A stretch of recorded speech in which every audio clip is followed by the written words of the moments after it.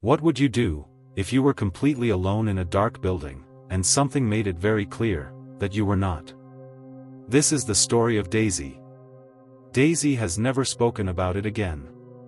And after you hear what happened to her that night, you will understand why. It was an ordinary Tuesday. The kind of day that starts with coffee and emails, and ends with exhaustion. Daisy was the last one left in the office. Something that happened often. She was dedicated. Hardworking. The kind of person who stayed until the job was done. The building was 10 floors of glass and concrete, humming quietly with the last breath of the workday. Security had done their rounds. The cleaners had come and gone. By 9 p.m., Daisy was completely alone. She shut down her computer, gathered her bag, switched off her desk lamp, and headed for the elevator. That was when her phone rang. Unknown number. She almost didn't answer. But something made her pick up. The voice on the other end was low. Calm. Almost playful. Ready to play a game? Before she could speak, before she could even process what she had just heard, every light in the building went out simultaneously. Not a flicker. Not a gradual fade. Just darkness. Complete and total and instant. Daisy stood frozen in the corridor. Phone still pressed to her ear. The line was dead. For a full minute, she didn't move. Didn't breathe. The darkness was so complete, she couldn't see her own hand in front of her face. She fumbled for her phone torch and switched it on, a thin pale beam, cutting through the black. She told herself it was a power outage. Buildings lose power. It happens. There was a logical explanation for everything. She found the stairwell and started descending. Floor 10. Floor 9. Floor 8. Her footsteps echoed too loudly in the silence. Each step felt like an announcement. Then she heard it. One floor above her, a sound. Not footsteps exactly.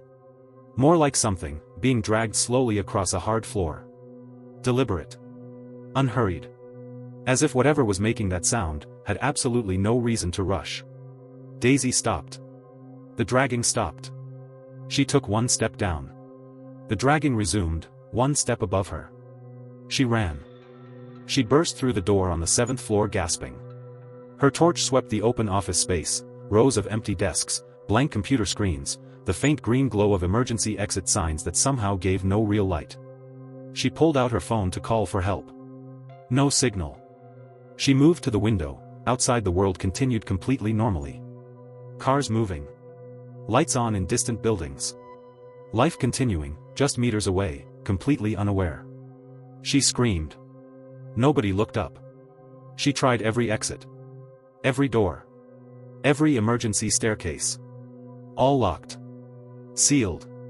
As if the building itself had decided she was staying. She went back up to the 5th floor and hid under a desk in the far corner, phone torch off, barely breathing.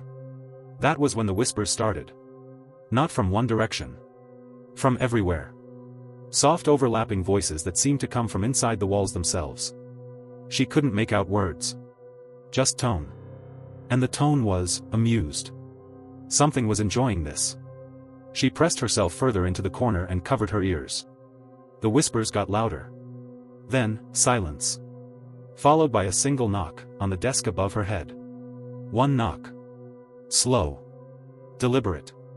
She bit down on her own hand to stop herself from screaming. What followed was 6 hours that Daisy describes as the longest of her life. 6 hours of moving through the building, never staying in one place long enough to be found. Whatever was in that building with her seemed to know where she was at all times. Every room she entered, she would hear it in the next room. Every floor she moved to, within minutes she would hear that dragging sound somewhere close. But she never saw it. Not once. Her torch would sweep a corridor and find nothing. She would spin around convinced something was directly behind her, nothing. At one point she stood completely still in the center of a room for 20 minutes staring into every corner. Nothing moved. Nothing appeared. But she could feel it. The way you feel eyes on you in a crowd. That absolute certainty of being watched. At 3 a.m., exactly 3 a.m., everything stopped. The whispers. The dragging. The knocking. The sense of being watched.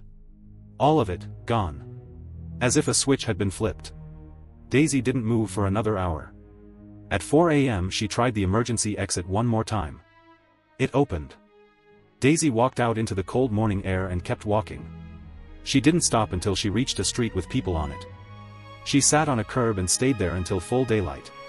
She never went back to that building. She quit her job by text message that same morning. The person she told this story to asked her one question. One question that she has never been able to answer. They asked her, when you were hiding under that desk, when whatever it was knocked on the desk above your head, did you look up? Daisy was quiet for a very long time. Then she said, I looked up. And then she refused to say anything else. To this day nobody knows what Daisy saw when she looked up from under that desk.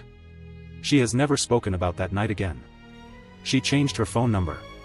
She moved. She built a completely new life. But those who know her say that she never, not once, works late anymore. And she never takes calls from unknown numbers. Whatever was in that building with her that night, it wanted to play a game. The question is, did Daisy win? Have you ever experienced something like this that you couldn't explain? Drop your story in the comments below. We read every single one. And if stories like this are what you live for, subscribe to the channel. We'll be back very soon, with another one.